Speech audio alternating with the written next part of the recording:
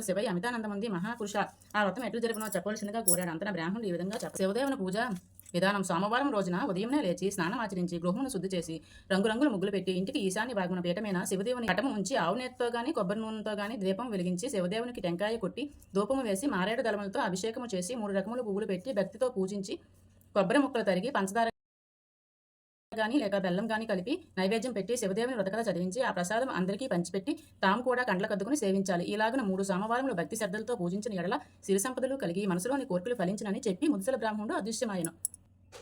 శివదేవుని కథ అని బుక్ ఇలా మార్కెట్లో బుక్ స్టోర్లో దొరుకుతుంది. ఈ బుక్లో కథ మొత్తం ఉంటుంది.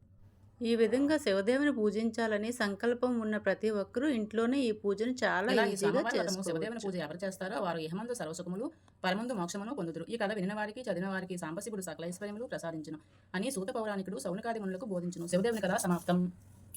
ఓం మంగళం ఓంకార మంగళం.